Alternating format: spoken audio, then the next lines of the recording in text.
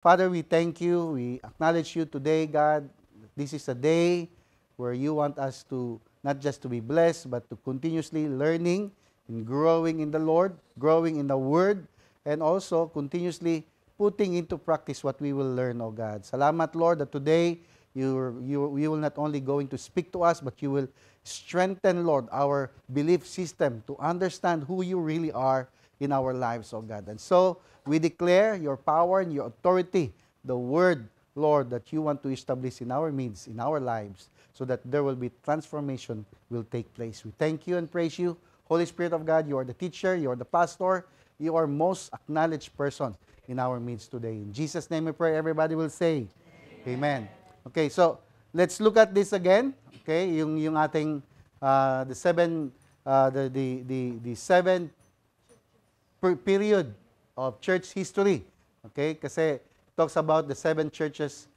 This is the 7 ages church history. So again, the 7 church represents the 7 periods of church history, and each church represents a specific period of church history. And in fact, ang name niya, each name describes the characteristics of the church period that it represents. That's why we, for the past 2 weeks, from the church of Ephesus to Smyrna, we describe and we lay down to you the meaning of its church. Ephesus describes as desirable, and then the Smyrna is a persecuted church, where that word Smyrna comes from the word mir, which resin, yeah, and it's because the more, as I have said, no, that's what we have talked.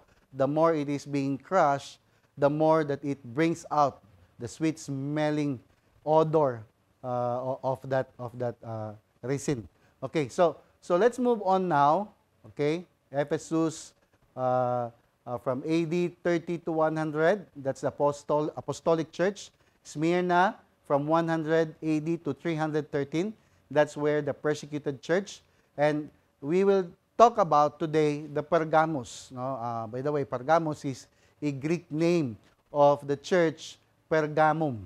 Okay, kasi if you look at the scriptures today, it is named Pergamum. So from AD 313 to 590. This is where the state church, no, when Constantine embraced Christianity and became the official religion of the state. So again, today, as we will move on in Revelation chapter 2, verse 12, I'd like to read this one, okay? Para magano. I'd like to skip all of those outlines na sinulat, but again, these churches in history characterize also the church's status today. So, hindi lang to para ma-learn mo yung church history, the ages of the church history, but also this, kasi itong church na to represents also and identified as the churches, the condition of the churches today. Kaya kailangan mo maintindihan kasi you might be one, no? You might be belong, no, sa isa sa mga churches na na-mention in the church history. Okay? In fact, no, lagi-lagi ko sinasabi that TGFM fits one of these churches or can be identified to one of these church periods. So among the church period na kung titingnan dyan, wala akong ibang gusto kundi ang church ng Philadelphia. But who knows, no? Si Lord lang talaga nakakaalam sa totoong condition. But at least we can see as we will move through, as we will highlight each church history, makikita natin kung anong condition sa ating tayo mismo as a church. Okay? So today, let's move on. Revelation chapter 2, verse 12. Write this letter to the angel of the church in Pergamum. Okay? Pergamum ang gamit na. This is the message from the one with the sharp two-edged sword. So again, as what we have discussed in the past or previous series natin, that the two-edged sword talk about the word. No? And that's from the book of Hebrews chapter 4. No, that bakit two-edged sword siya? Kasi it has the capacity, the ability to cut both ways. No, it creates and it destroys.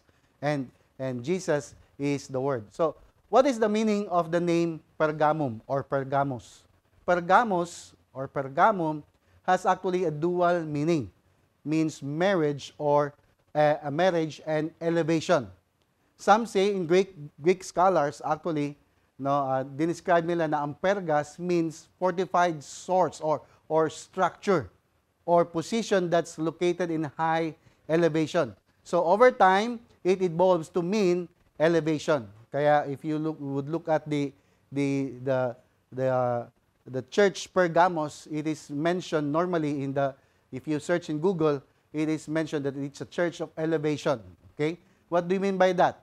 Okay? Kasi okay, I will explain later, but the other people or other Greek scholars would say that it's a compound word, per and gamos, because gamos means marriage.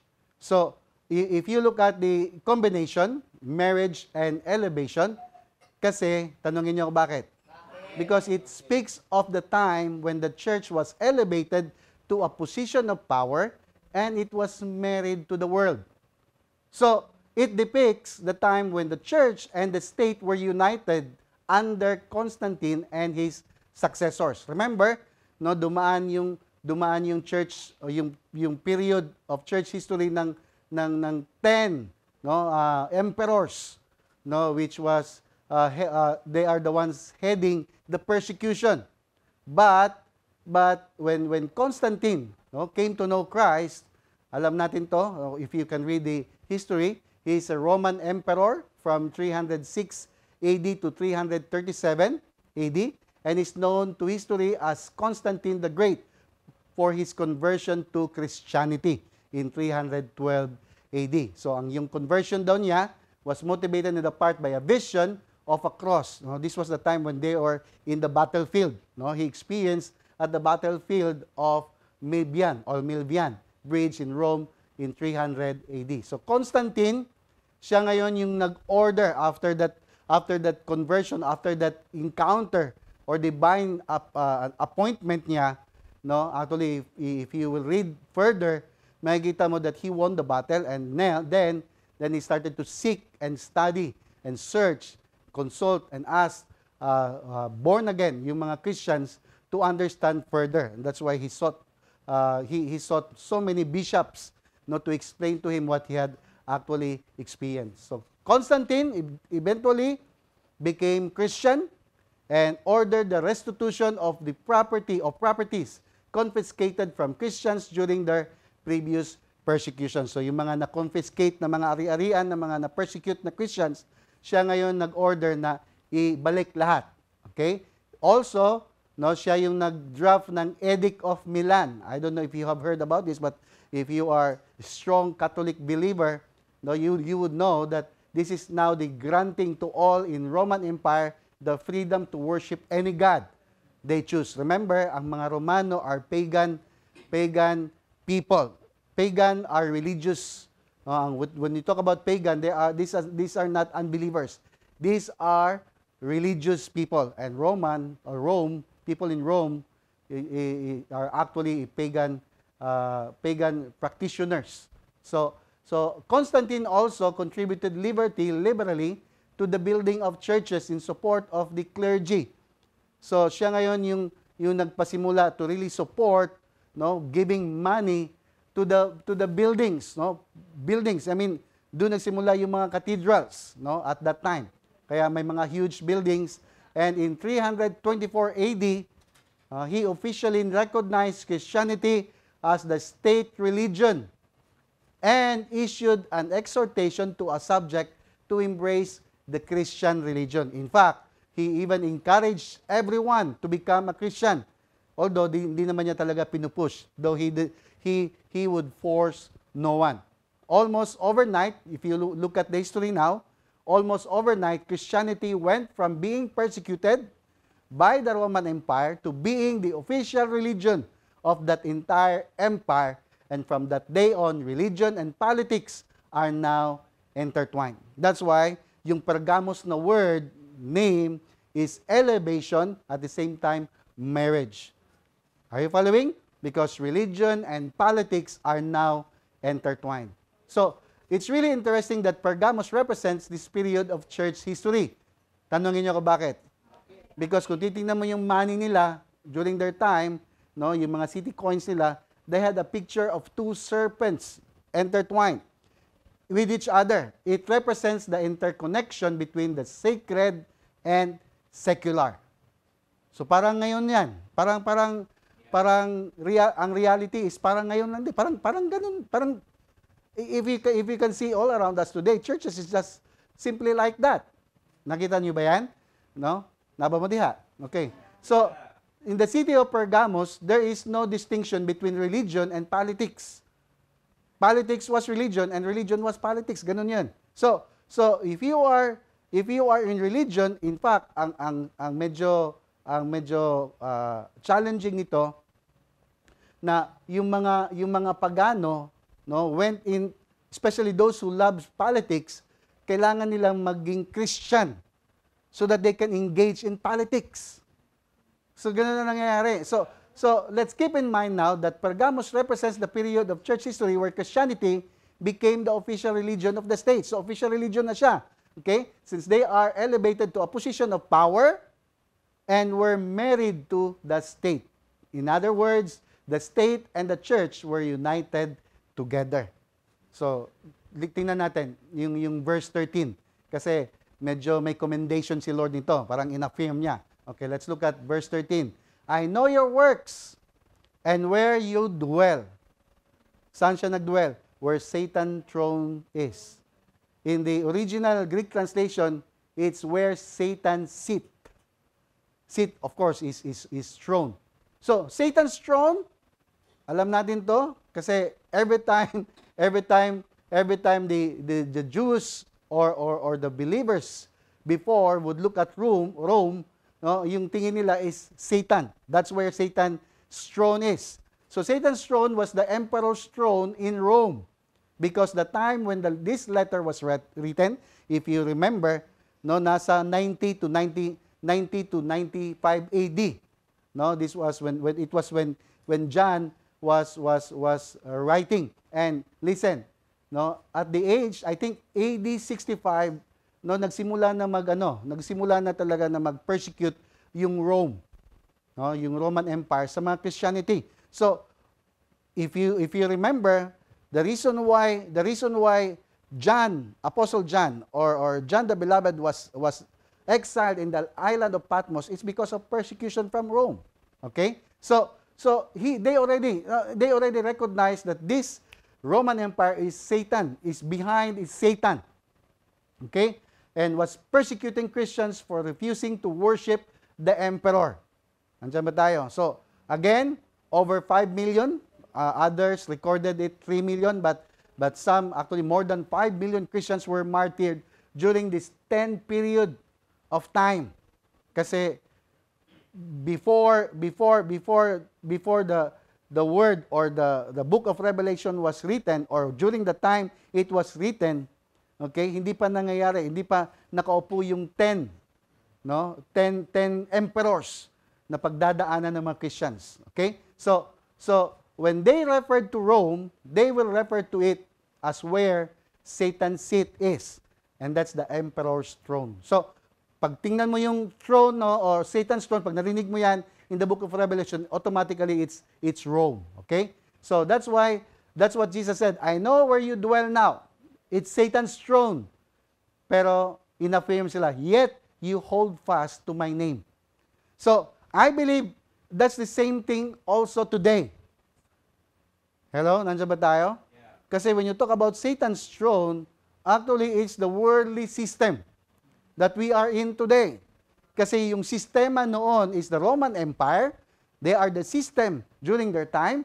But if you look at our age today, the system of the world is actually where Satan's throne is. Because remember, he's the God of this world. So, Jesus affirmed, hold fast to my name. Now, even if you sit at Satan's throne, even if you dwell, andyan ka sa world, yet you hold fast to my name. I-affirm ko nga yung mga TGFM. No? Good job, you hold fast to the name of Jesus. Huh? So I believe all of us that are in this system right now should hold fast to the name of the Lord. Hindi natin dapat yan i-compromise. Okay? So Jesus was really saying, even when you dwell in Satan's throne, you still remain convinced of who I am. Are you still convinced that Jesus is Lord? Are you still convinced that Jesus is the Son of God? Right? The God who humbled himself to become human, to save humanity. And Jesus purposely died, went to Sheol, and held the keys of death and hell, and he descended, yet ascended to heaven, and is now seated at the right hand of the Father. What? For what reason? Interceding in behalf of us. Nabata diha? And we are still convinced on that. Konbinsido ka ba? Right? Jesus is not only your Savior. Jesus is your King, our King. He is the King of kings and the Lord of lords. Kasi na gusto mo siya gitog, amen diha. So, again, remember, Jesus affirmed the church of Pergamos because even in that worldly system, Satan's seat where they dwell, they are around, still they are convinced that Jesus is Lord. And remember, He came the first time and is coming back the second time. For what reason? To rule and reign together with us. That's why in verse 13, I know where you live, where Satan sits enthroned, yet you still cling faithfully to the power of my name. How many of you believe that Jesus is the name above all names? That's why Jesus affirmed the church of Pergamos at one time, because Jesus said, you did not deny your faith, your belief system in me, even in the days of my faithful martyr Antipas, who was executed in your city where Satan lives. So Jesus affirmed the church in Pergamos, for standing firm, remained convinced that Jesus is Lord, and didn't embrace false doctrines or false teachings about Christ. Because, again, the challenge of the church before, because now they are being elevated as now the official religion of that state, yung challenge naman nila ngayon, paano nila ngayon i-avoid yung pagan practice, because this Roman Empire is a practitioner. Mahilig talaga sila mag-worship ng idols and immorality. So it's a challenge for them. Okay? Because there were already religious people lurking their way, imposing their own unscriptural belief systems, since they already have the freedom of religion. Kaya dahil may freedom of religion na, no, kung ano-ano na lang ang mga pwede nilang i-impart na hindi na biblical. Kaya medyo challenging sa kanila. Remember, yung writings noon is the letter of the Old Testament, and also may mga kukunti at iilan na mga New Testament, pero hindi pa talaga na-compile yan. Okay? It was actually in the period of Reformation that it was once again being gathered. Okay? Because that's where the Bible was birthed in. So, you see, before Constantine, they were still persecuted. Okay? The church was constantly looking forward to the coming of Christ. So, yung panahon sa Smyrna, grabe persecution, they were really crying out, Lord, come! Now, Lord, I know that you have promised that you would come back to rule and reign. So, yun yung laging cry out nila sa panahon ng persecution. How many of you can relate to that? Yeah. No, pag may pagdadaanan ka, Lord, rapture na please. No? Tsaka makaampo, rapture na Lord, kamardaghan kay barunon. Kung naay mga persecution, marag gusto na mo Lord, abot, balik na dahil, no? So, those were the period when they were persecuted, those were the period that they were looking after for Christ to come back. That was their hope. That was their expectation, that Jesus could come at any time. But after this great transition, dahil na-elevate na sila, now that they are in power and in control, they lost actually the side of the truth. Nawala na sila. Mao gini siya ang tinuod. Ang reality na pag i-bless na ka sa Lord, no? Ibutang na ka sa place where persecution stops kasi medyo smooth na imong life, makalimot na ka. Mo na sometimes matingala ka, sige declare or breakthrough, ample breakthrough, did you ka maka-breakthrough, kay kabalo si Lord, pag maka-breakthrough ka, delikado ka. Kaya stay lang. Enjoy lang na imong process. If you are in the process now that you've been praying for 5 years, 10 years na, and then sige lang, basige na, clear pa lang gid ni Lord ang imong heart. No? Or some of you might wonder, you already experienced breakthrough tapos nawala. Ay, gi-check ni Lord kung unsa ka mag-live in plenty and in nothing. Kung remain ba ka faithful in His Word and ang imong confession na convince ba ka that Jesus is your King. Nabala diha. So, I like to read this one kasi may mga Christian bishops during the time na gumawa ng realization. Ito sa mga sabi ng mga Christian bishops during their time. Okay, this was the time when they were elevated as the official state religion, ha? Okay, ito sabi nila, we have been looking for Christ's reign, but we have been wrong. Oh, ngita man mi, grabe among unsa. But we have been wrong. Nagkamali dai mi. Ano man? Constantine's empire is Christ's kingdom. Gi-conclude nila na ang pag-reign ni Constantine mao na ang coming ni Christ. Nabata diha? In their mind, the church is already reigning. So why should Jesus need to return? Surely this is what He meant. Surely this is it. This is what Jesus is talking about when He talked about the kingdom of heaven is coming. So gi-conclude na nila na ang pag-reign ni Constantine mao na to. Mao na, if you look at the church history, Constantine actually developed the mindset to be worshipped by humans. He elevated himself to become also, kasi yun nga, di ba? Yung mga yung Roman pagan mindset nila, you need to worship emperors. So Constantine received, gidawat na niya na worship me, He elevated himself to be like being worshipped as Christ being worshipped. So God, because God did miraculous things through Constantine to rescue the church and elevated them into the position of power, ano nangyari? As a result of this kingdom of God, ang nangyari, they are now, since ang resulta na ang kingdom of God nag-reign na, they quit looking for Christ. So they concluded na this is it. This is the kingdom of God. From persecution, now God elevated all of us. It was only until the Reformation stage that they realized, dili ni tama, we have gone out through the scriptures. It's no longer biblical.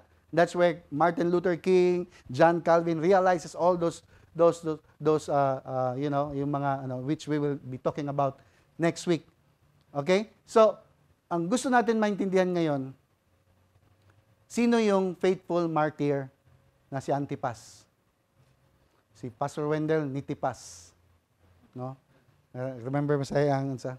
But who was this faithful martyr Antipas? Actually, yung mga scholars kasi wala ka talaga makitang reference who Antipas was. So scholars view this as a compound Greek word of a group anti-pas.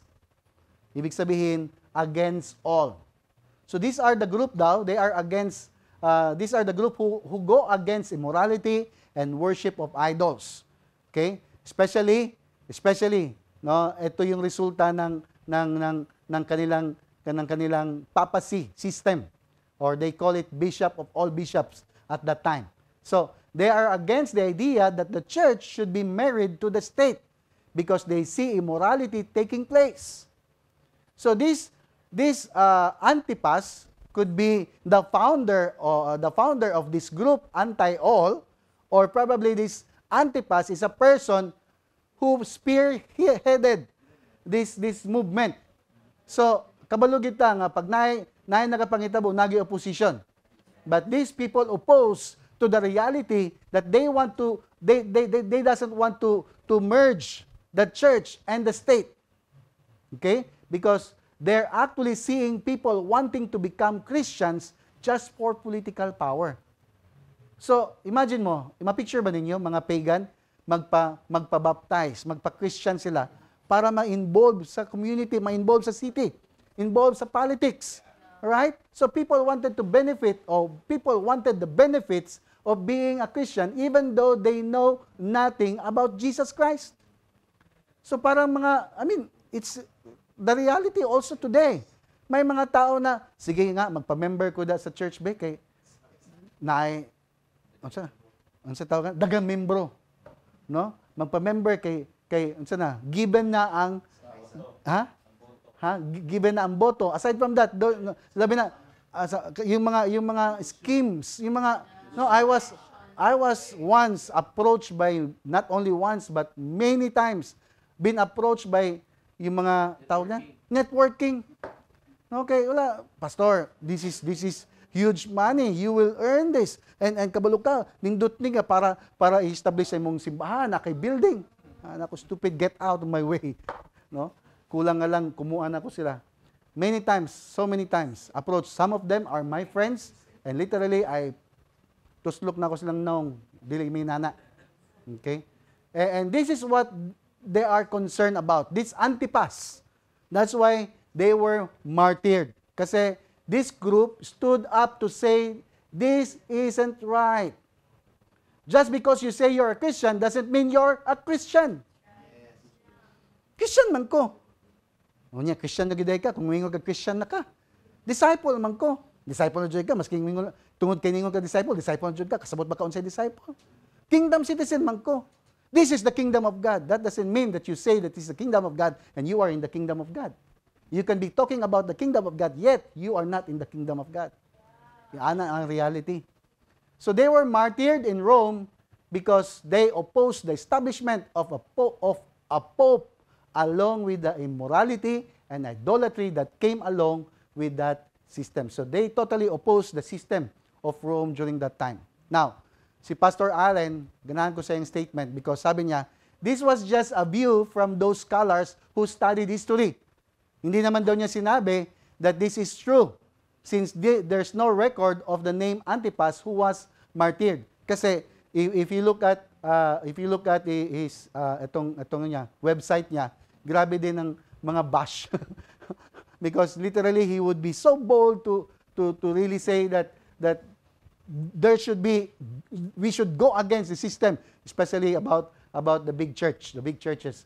But again, that's why if you look at this in verse 14, Jesus rebuked now the church. Okay? Jesus rebuked them for holding the teachings of Balaam. Look at this, verse 14. Nevertheless, no, ganina gi-affirm sila, pero I have few things against you. The Lord says, I have few things against you. Why? There are some among you who hold the teaching of Balaam. Now, how many of you knew kinsa si Balaam? Yeah. Right? Who taught Balak to entice the Israelites to eat things that were sacrificed to idols and to commit sexual immorality. So Jesus already knew what will happen when the church will be elevated to the state of power. So kabalo na gid si Lord mo na gipakita na niya kay Apostle John that this will really happen. So at first gi-affirm niya kasi the church needs affirmation because of persecution, but now since they are already elevated as to be positioned in the, of course, in power, now the Lord is reminding them, bantay lang kay naay mga ipipila sa inyo no, naga-embrace na sa teaching ni Balaam. Kinsa si Balaam? Si Balaam ang propeta nga nagtudlo kay Balak to entice the Israelites to eat things that were sacrificed to idols and commit sexual immorality. Balaam, if you know the history, taught Balak how to entice the children of Israel to sin by eating things offered to idols and commit fornication. Dahil ang state nga is mixed na with the sacred and the secular, kaya common na yung idolatry at the same time immorality. Nabata diha? So, anyway, I will move on kasi I have so many things in mind na pwede na ako ma-mix up. That's why I literally got this. Ako ginagyon sa kaya pwede ko mawala. Basically, Balaam was sold out for money and power. Naay mga pastor, naay mga ministers karon na gamiton lang ang ministry for money and power. That's the Balaam spirit. And you know, Balak is someone who hated, and kani si Balak really wanted to curse the Jews. These are Balak is symbolized, no, who symbolize a person who doesn't recognize God. And he hates Christians. He hates believers. Are you there? And ang problema, because lagi-lagi magkasama itong dalawa. No, ang problem ni Balaam, dahil problema niya is pera. Hindi niya napansin that this person, no, na nag-i-influence sa kanya would entice him to really destroy the Jews. And that's the same thing with today. No? Pastors, leaders, ministers, I'm not saying all, but some, few probably. No, may mga ganito, hindi nila napapansin, no? Sometimes that's the reason why they are after with professionals like lawyers. They want lawyers in their, no? Imagine mo may mga churches ngayon, may mga ministers mag-aaway-away sa membro lang. Ha? They want that person because that's a lawyer and you know, malaki mag-tithes yan. No, this person I want this. Imagine mo, they are parang sinasabi lagi marinig natin na masul ka sa aquarium. For what reason? Because you want money. You want power. You want to be known as your congregation is like this. And so asa na nga Espiritu gikan? Jesus already prophesied that long time ago. And that's what actually is happening today. We can see that all around us today. It is the spirit of Balaam who loves money and compromise the Word of God. Imagine mo, may mga churches ngayon na hindi talaga nila i-impose yung Word of God para walang ma-hurt. Testing nga diri sa TGFM, ma-offend yung ka. Balak is a pagan who wants the people of God to be destroyed and manipulate the man of God. So naapoy mga Balak magpalibot sa tuwa. Ako, I've been with Balak many times. I can pinpoint those Balak, kamo mga nay Balak, na mga Balak na dili maayo sa pastor. No? I've been with those kind of Balak that they want to manipulate pastors. Ganito dapat pastor, ganito. Kasi dahil sila ang malaki mag-tithes, stupid. Pasalamat, wala na sila karon. You cannot manipulate the man of God. Or else you will be known as Balak. Balak, may balak ka ba? No? I remember Jude chapter 1 verse 11, like Balaam, they deceive people for money. Peter also said that they wandered off the main road and have gone astray because they are prophets who love profits.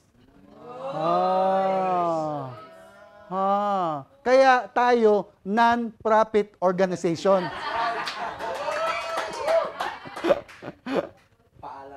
Okay, we don't want to embrace this kind of system. It's happening in the church. And ito nga yung mindset ko noon. That's why I don't want to be a pastor. Kasi I've seen pastors doing that way.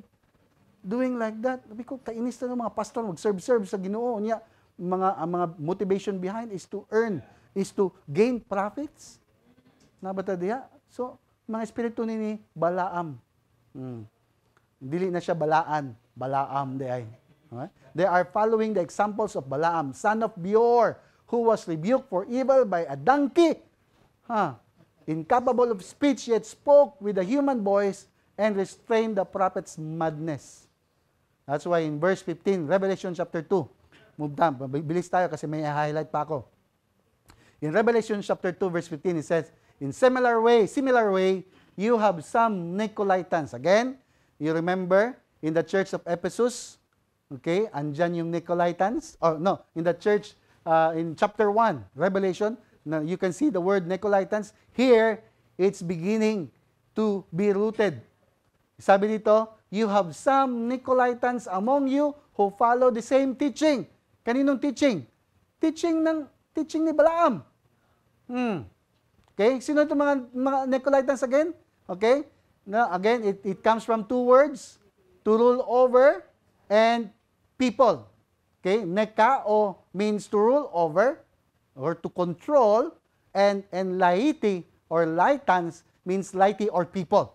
It means to rule over people, to rule over laity. This refers to priesthood actually. The priest rules over the laity and has control over the church. So this talks about the people in the church, the pastors, the leaders, the ministers, the priests.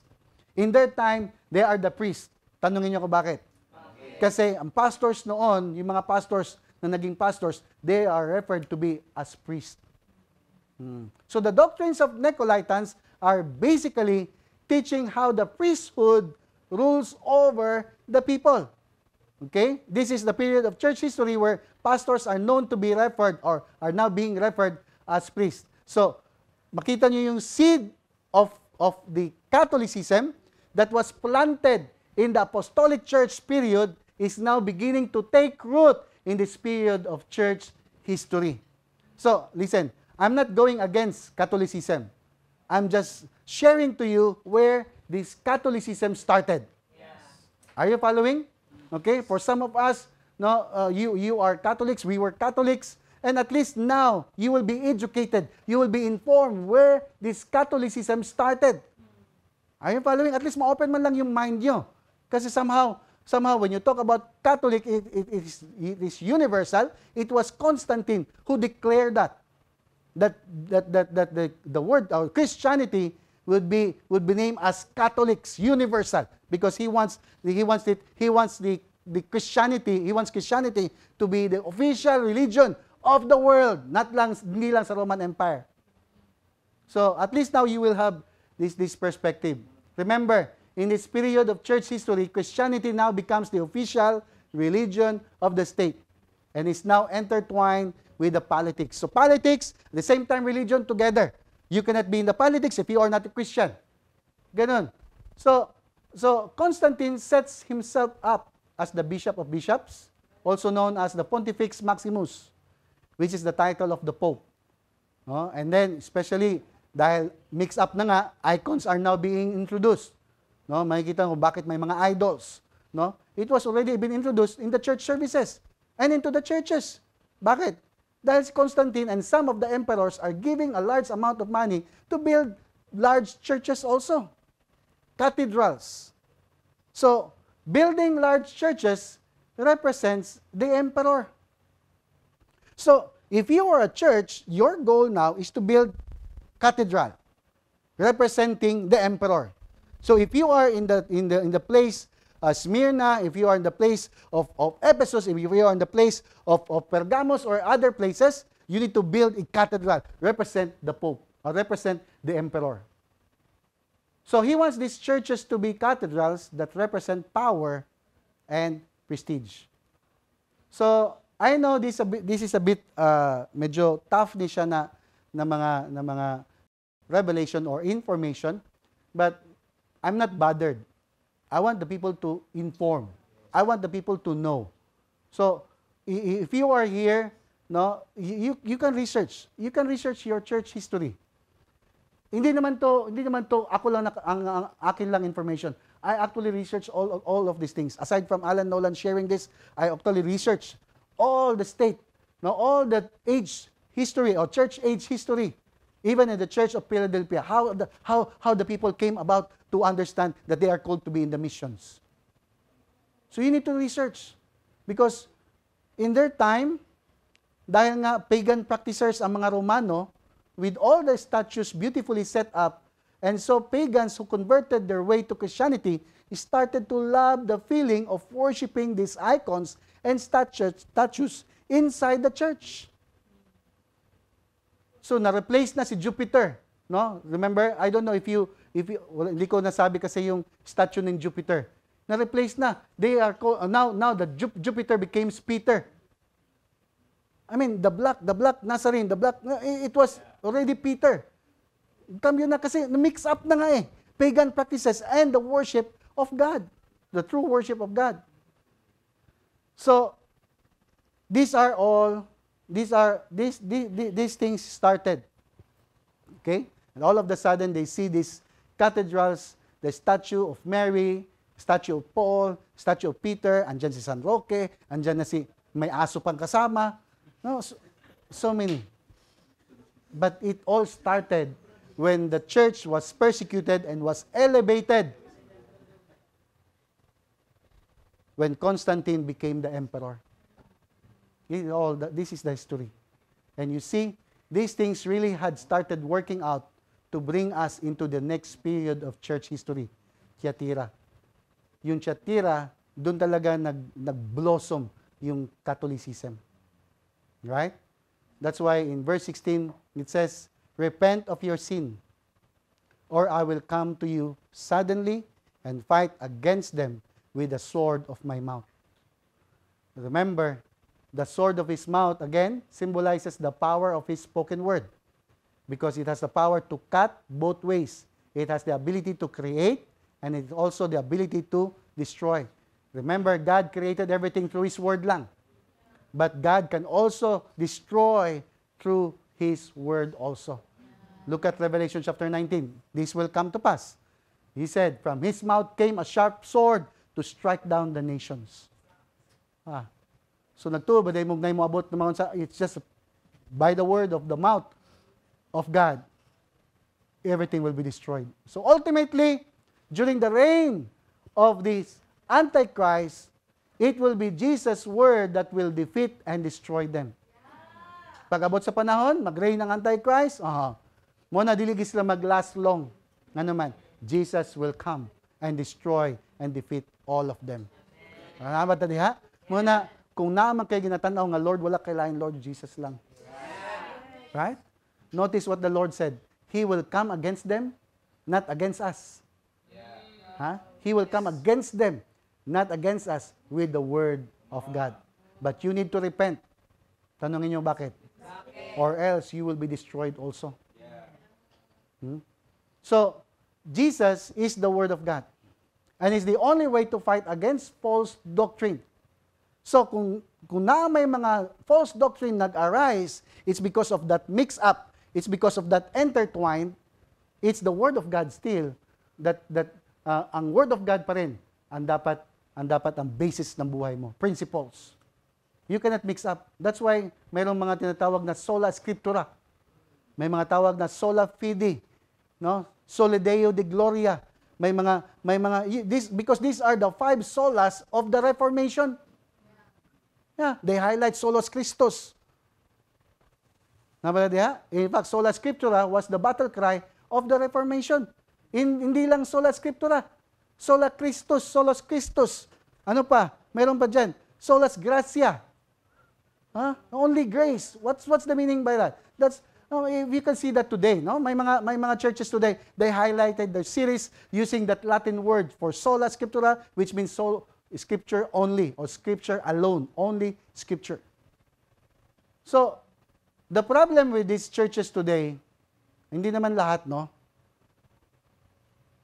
Churches started to be burdened, real churches, kasi yung realization nila na you cannot compromise the word of God. Word of God is the word of God. It's the word of Jesus. So na-realize nila na ang faith or ang salvation is by grace, through faith. Kaya sabi nila, sola fides or fide. No, only faith. And sola gratia, only by grace that we can be saved. Kaya may mga turo sila. In fact, andyan ngayon yan. Tinuturo yan. Sola fide, sola gratia, sola scriptura, solas Christus. So, asan galing yan ng mga teaching? It was birthed, no, in the time of Reformation. Pero kung titingnan mo yung mga teachings na yan, I'm not going against the teachings. That's solid teachings. That's very foundational. Pero ang question, tanungin nyo ko ano? Asan ang kingdom ni Lord dyan? Because they base their foundation about the scriptures, about Christ, based from the Reformation. Doon ba basihan ng ating faith? No. We should go back to the scriptures. Balik tayo sa Old Testament, balik tayo sa New Testament. Hindi natin pwede basihan yung foundation ng Catholicism. Makita man yun na, kamo mag-research. Ang worst karon, problem with these churches, instead of holding on to the Word of God alone, they hold on to the traditions. And some of them would no longer teach speaking in tongues, kasi medyo sabaw daw na, disturbing daw na siya, especially sa mga tao nga wala kasabot, and it's improper to use it during services. Because during the time of Catholicism, no more speaking tongues. Wala na. Nawala ng teachings about the kingdom of heaven, the kingdom of God. if you referred back to what Martin Luther King realized, he realized that salvation is by faith, not by works. Yun lang yung foundation ng kanyang revelation. By grace. Wala siyang revelation about the kingdom of God. But I'm not saying it's wrong. But I think we need to study further. Kaya nga dapat tayo, as disciples of Christ, we are perpetual learners. Huh? You should not stop learning. It's good to be saved with the understanding that it's only by faith, but you need to go further. Understand, ano nga ba talaga ang totoong Christianity? If you claim to be a Christian. Nandiyan ba tayo? So some of them would no longer teach speaking in tongues. No? Kasi improper na. They would come against those who teach kingdom of God. Kasi takot sila na maging kulto. And they would really stop you from teaching the book of Revelation. What the?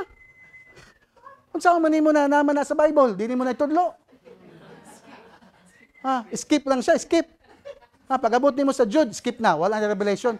Kung saan mo na, how can you do that? How many of you blessed with this teaching about the Revelation? You need to understand that these are all written and it is put into one book para studihan natin. And you will be blessed. The promise is blessed. Ano blessed? Happy. Kaya happy ako. May mga pastor ngayon, hindi happy. Sige lang, pamantay lain churches. Stress. Ana baka? May na lang kay wala sa TGFM na. By the way, if you are there for the first time, maybe some of you are in the church also, other churches. I'm not hitting other churches, okay? I'm just telling you that this is the condition of the churches today. Some churches are no longer busy reaching out kasi wala na, nag-reach out na sila og other churches also.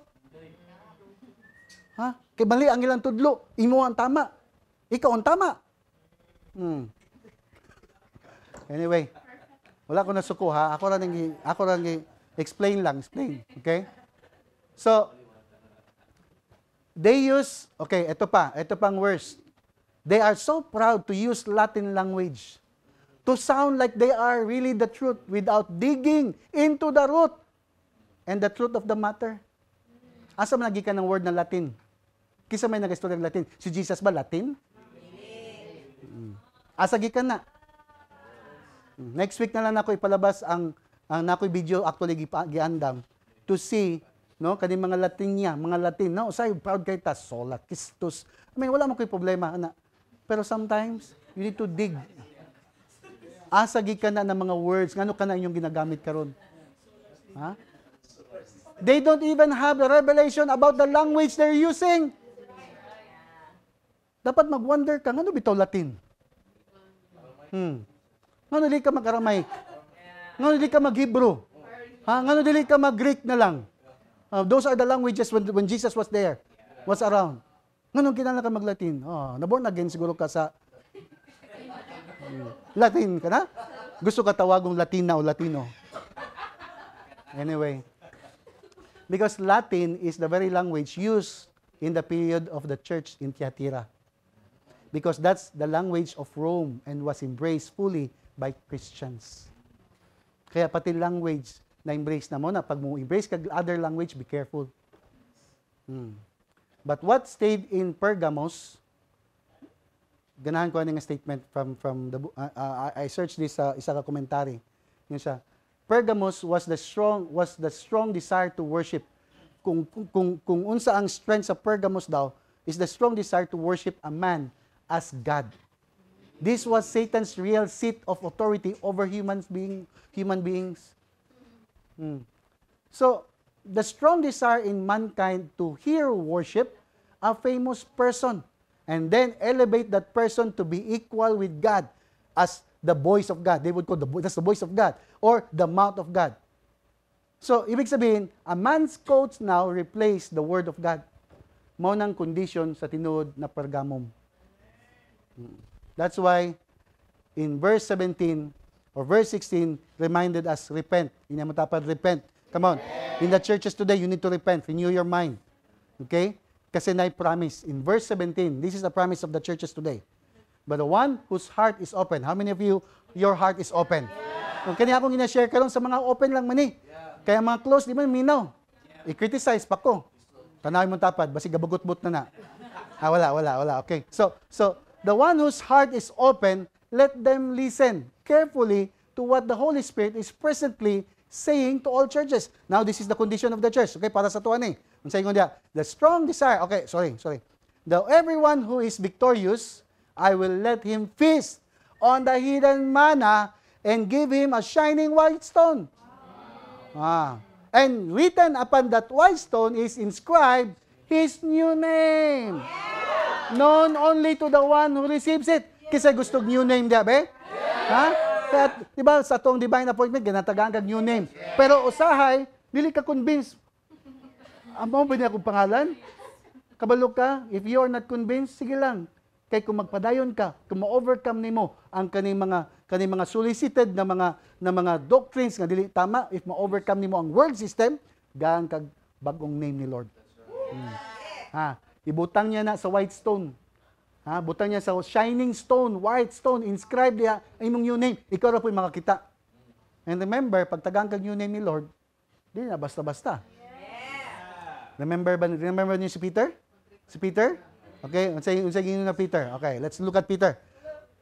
Remember, Peter was the disciples were asked by the Lord, "Who do you say I am?" And some say you are Elijah, you are Jeremiah. Pero pag ingon niya, "Who do you say I am?" Now he's talking to the disciples. Peter stood up. Simon Peter spoke up and said, "You are the anointed one." Now remember, he was not Peter yet. He was Simon yet. It was only that day or that time that he was named Peter. Kaya ang tawag sa iya is Simon. So, siyempre, kay gisulat man ni Matthew, mao naman ang naanda ni Matthew, mao na nga Simon Peter na yang gisulat or uban most of the translation Peter only. But he was Simon before Peter. Okay? Pero bakit binigyan siya ng name? Bakit? Tanungin niyo bakit? Because of that revelation that he knew and he learned from the Father in heaven that Jesus is the anointed one, the Son of the living God. That's why, ingon si Jesus, a name will only be given to those, or ingon Jesus, you are favored and privileged Simeon, son of Jonah. Take note of that. For you didn't discover this on your own, but my Father in heaven has supernaturally revealed it to you. Kaya sabi niya, I give you the name Peter, a stone. Naba may revelation dia. Di na ako na-expound na. Kamo mag-search. Kamo mag-research. Kasi oftenly, this was used or this was referred to like these following verses. This truth of who I am will be the bedrock foundation on which I will build my church, my legislative assembly, and the power of death will not be able to overpower it. Ang ganahan ako sa verse 19, I will give you the keys of heaven's kingdom realm to forbid on earth what which is forbidden in heaven and to release on earth that which is released in heaven. How many of you believe that's power? Yes. That's our job in the millennial reign. Mao na sa millennial reign na kay imuhang assignment. Amen. Na ba kay imuhang own jurisdiction. Wow. Na ba ka diha? White stone symbolizes acceptance. And with that acceptance, inscribe a new name. Name given by the Lord Himself.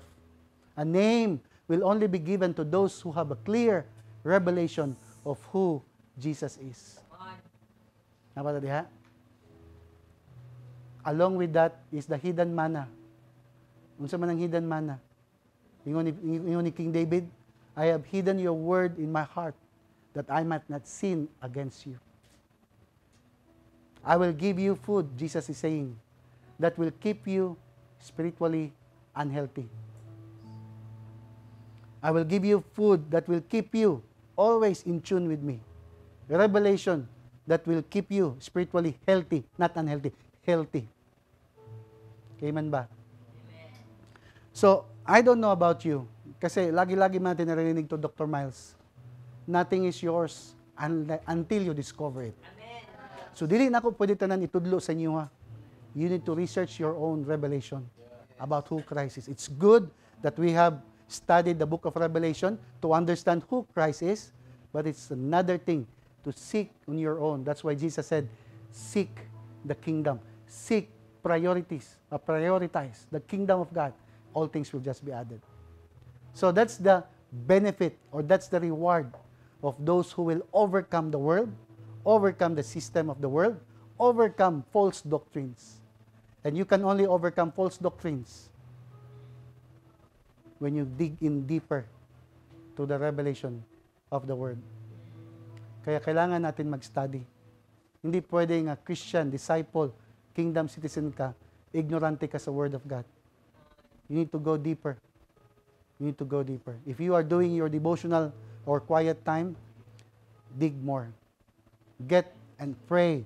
Ask the Lord, give me more understanding. Give me more clear revelation. Because that revelation will protect you from anything that will contaminate your spirit. Remember, we are in this world, but not of this world. That's what Jesus said. Sabi ni Lord, I pray, He prayed to the Father, I pray that you will not, I'm not praying that you will take them out of the world, but to protect them by the word and by the evil one. So, my prayer today is that you will have the heart. All these revelations that I'm sharing to you is for you to be hungry and thirsty to know the Word of God. So if you don't know the Word of God, start today. It's not too late. Seek, ask guidance. So mga nag-invite sa inyo, no, tell them, I want to know more. I want to go deeper in my understanding, in my relationship with the Lord. So if you are that person, just acknowledge that you are poor, hungry, thirsty spiritually, so that the Lord will grant you His kingdom, will reveal to you slowly His kingdom. Amen? Father, in the name of Jesus, we thank you, Lord, for this wonderful time of impartation, information. Time, Lord, O God, to acknowledge that it's only by your word that we can be set free from sin. Only by your word that we can be away from any false doctrines around in the systems of this world. And thank you, Lord, for this revelation that you are the sword. We know, Lord, O God, that if our hearts are right before you, you will not lead us to the things that will destroy us. And so thank you, God, that today, Lord, you will start to work in our hearts the hunger, the thirst to know you and to seek you. Give us the ability, the strength, the enablement, O God, na magdugid sa mong part to study the Word. At least, dili gid me ma-deceive, Lord.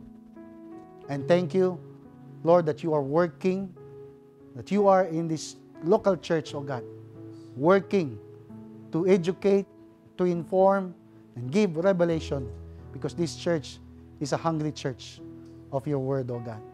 And salamat kayo. Allow us, Lord, to remain humble despite Lord, sa mga learnings, sa mga revelation. And we pray and ask for more revelation. We thank you, Lord. We always, Lord, take this as a privilege. Ang gitagamit ni mong prophetic anointing to understand your word. And so, entrust everyone to you, every family member representing here, those who are watching, I declare your blessing be upon them, that your word be upon them, that you will that you will shine upon their lives and upon their families. As I declare, Lord, O God, all good things that comes from you be upon in their household today and forever. In Jesus' name we pray. Amen and amen.